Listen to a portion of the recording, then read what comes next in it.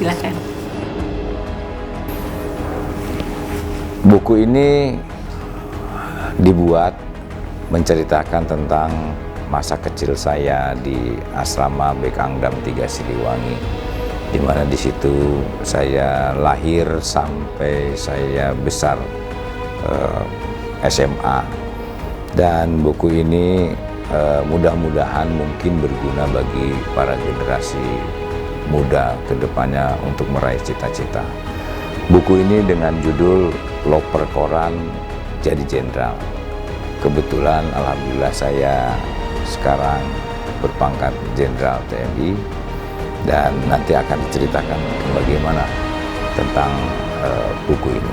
Buku ini bercerita tentang keteladanan sebagai pemimpin yang ditulis populer sehingga mudah digugu dan ditiru siapa saja. Kisah semangat juang seorang remaja loper koran sampai menjadi perwira remaja berpangkat Letnan II dan terus menjejak puncak karir sebagai jenderal selama 32 tahun pengabdiannya pada TNI Angkatan Darat. Semoga setelah buku ini terbit, tidak ada keraguan dari setiap anak Indonesia untuk bisa mencapai karir sebagai jenderal. Bahkan bila ia berasal dari keluarga sangat sederhana sekalipun. Presiden RI Joko Widodo. Kepala Staf TNI Angkatan Darat Jenderal TNI Dudung Abdurrahman hanya menjalani pangkat bintang 2, bintang 3, bintang 4-nya dalam waktu kurang lebih dari 3 tahun. Dalam era militer Indonesia modern, karirnya disebut banyak pengamat sebagai rising star. Dalam catatan perjalanan karir setiap prajurit, mereka dinilai utuh setelah terbukti mampu menjalankan tugas staf, menjadi pendidik, bertugas di teritorial sekaligus meraih sukses di uji lapangan pertempuran. Begitupun jenderal penyuka musik ini. Loper Koran Jadi Jenderal, pustaka tentang jejak aplikasi kepemimpinan militer yang jujur dan terbuka, sehingga bisa ditiru oleh siapapun yang tertarik, warga sipil maupun militer. Kisah hidup orang biasa menjadi jenderal petarung.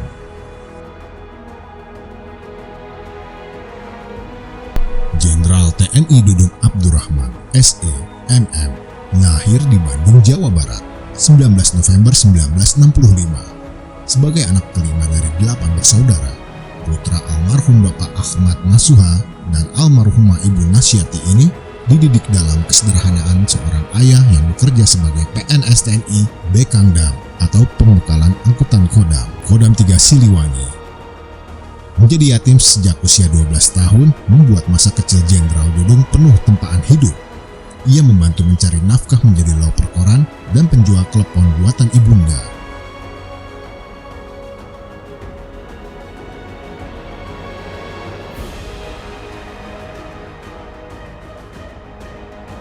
Mereka sekeluarga tinggal di sebuah barak asrama tentara di Jalan Belitung, tak jauh dari Makodam Siliwangi. Bangunannya setengah tembok setengah gedek, yang bahkan pernah runtuh atapnya di tengah hujan lebat. Sang ayah meninggal karena sakit liver dan Dudung menjadi yatim ketika ia berusia 12 tahun.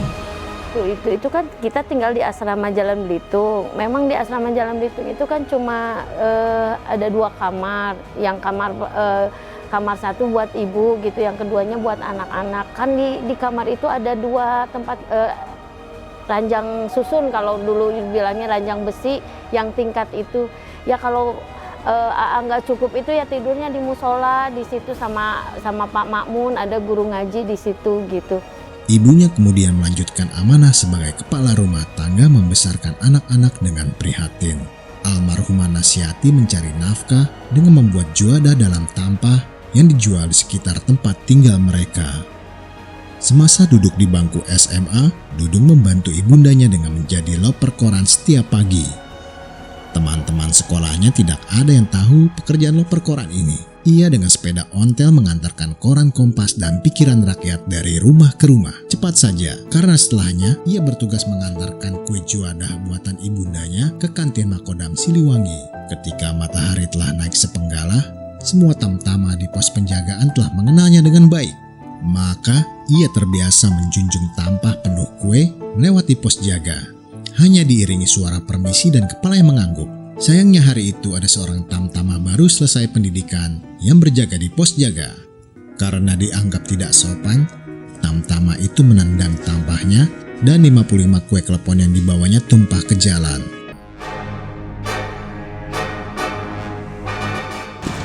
Kamu sini kamu. Kamu mau masuk, laporan dulu. Kantin Pak, sini kamu. Nggak laporan, ditendanglah klepon itu.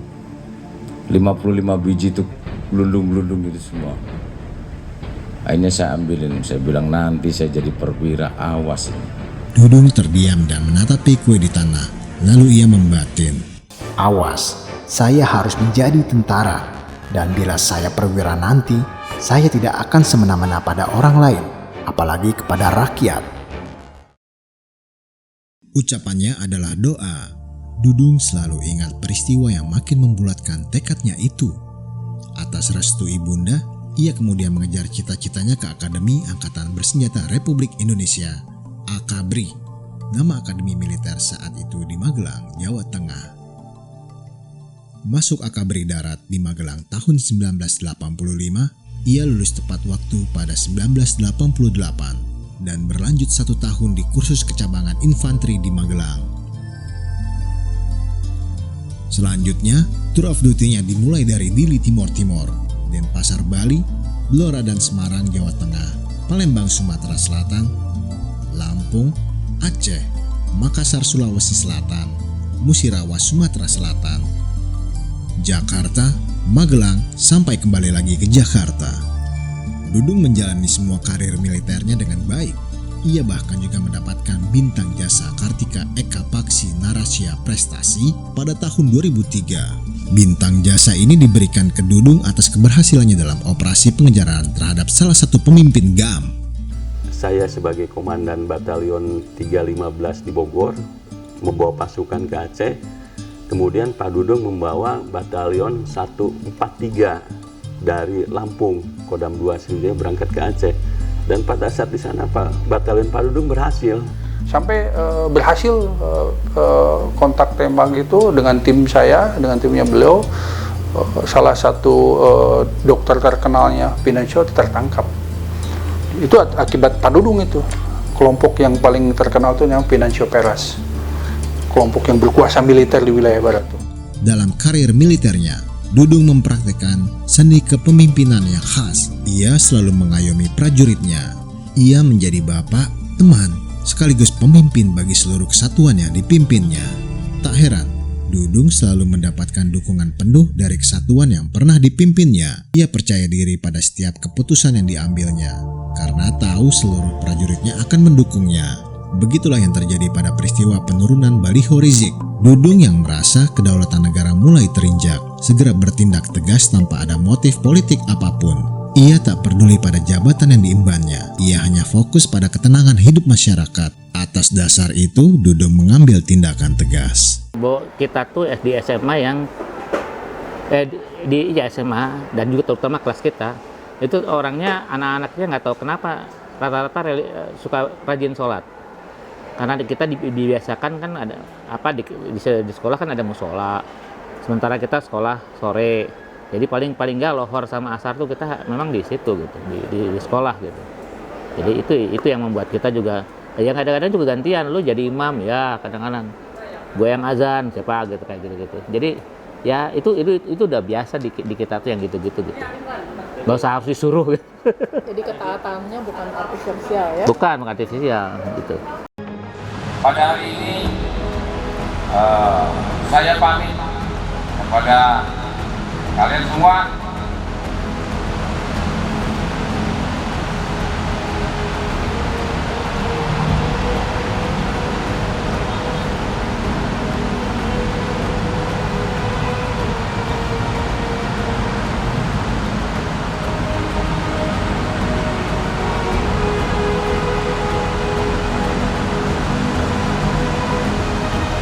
Tanggal 8 saya akan serah terima sebagai Pangkostrat dan saya mohon doa karena saya pun seperti ini dan saya menjadi Pangkostrat karena kalian semua.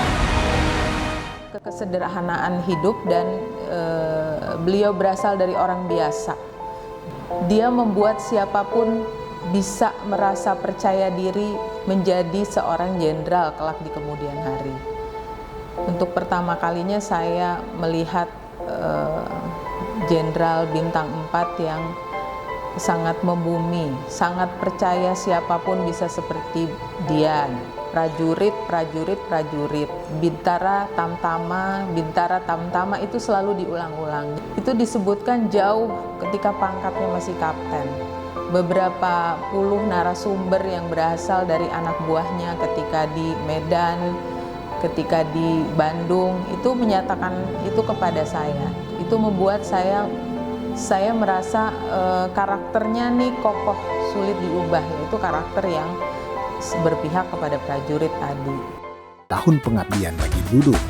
Setelah Pangdam Jaya, ia diberikan jabatan Pangkostrat. Kondisi pandemi COVID-19 turut dirasakannya. Dudung lalu meminta segenap satuan Kostrat untuk berbuat bagi masyarakat yang terkena pandemi COVID-19 ini. Di dalam kesatuan Kostrat sendiri, sebagai Panglima, ia turut serta dalam berbagai kegiatan, terutama menyertai prajurit di garis depan. Di perbatasan yang bergejolak, di bawah Letjen Dudung, Kostrat bukan saja berperan sebagai pasukan tempur, tapi juga pasukan yang respon terhadap setiap keluhan di masyarakat. Di Kostrat, Dudung mendapatkan brevet kehormatan pengintaian tempur Taipur Kostrat, satuan elit tempur dengan kualifikasi kemampuan tempur yang mumpuni. Ia seperti menampik tudingan bahwasanya dirinya hanya seorang perwira di belakang meja. Dirinya ikut serta menjalani berbagai latihan penyamaran dan tembak jitu jarak jauh. Tak ketinggalan pula, sebagai komandan Kostrat, Dudung juga menyambangi prajurit di pos-pos perbatasan. Di bawah Pangkostrat Dudung, dibentuk gerakan Kostrat Peduli yang memberikan pelayanan vaksinasi COVID-19 secara gratis, ambulans gratis, dan pembagian sembako gratis kepada masyarakat, terutama di lingkungan dekat pos-pos Makostrat yang ada di seluruh Nusantara. Ini menjadikan Kostrat bukan saja sebagai pasukan tempur belaka, tapi juga mengayomi rakyat di sekelilingnya. Persis seperti cita-cita Dudung, TNI harus ada di tengah rakyat dan bisa menjadi pencari solusi bagi kesulitan yang diderita rakyat. Pada saat itu, tanggal 5 Oktober 1995, beliau ngomong dengan saya, Ki, kata orang, kecerdasan saya itu di atas rata-rata. Orang memprediksi saya, ke depan itu saya jadi kasat. Demi Allah Rasulullah, Mbak. Ini pun omongannya beliau itu masih terngiang di telinga saya. Saya hanya pada saat itu amin. Amin bang, saya bilang. Itu tahun 95, sekarang tahun 2022. Bisa diprediksi beliau pada tanggal 17 November kalau tidak salah dilantik sebagai Kepala Staf Angkatan Darat. Berapa puluh tahun, Mbak. Dan 17 November 2021, Dudung kembali dipercaya untuk mengemban amanah. Presiden Jokowi mengangkatnya menjadi Kepala Staf Angkatan Darat, Kasat. Ia menjadi orang nomor 1 di Angkatan Darat. Berbekal pengalamannya di masa pandemi dan berbagai cara untuk mengatasi masalah kesatuan dan persatuan yang dihadapi Indonesia saat ini, Dudung bertekad satu, yaitu memperbaiki kesejahteraan prajurit dimanapun berada. Sebagai penjaga tonggak NKRI, prajurit TNI Angkatan Darat harus hadir di setiap kesulitan yang diderita masyarakat.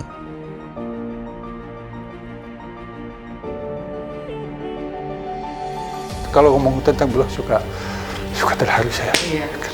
Saya ikut bangga, Pak. Jadi saya ikut bangga beliau jadi orang. Karena saya tahu bagaimana beliau dari awal. Kita ikut senang lah. Nggak bisa. Ini tidak main-main, Mbak.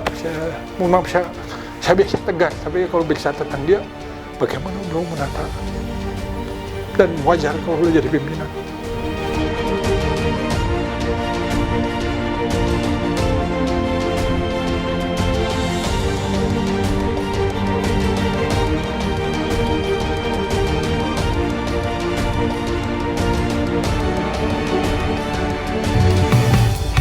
Presiden ngopi, gubernur ngopi, Pak Camat ngopi, RT RW juga ngopi, Bang Ucok ngopi, si Buyut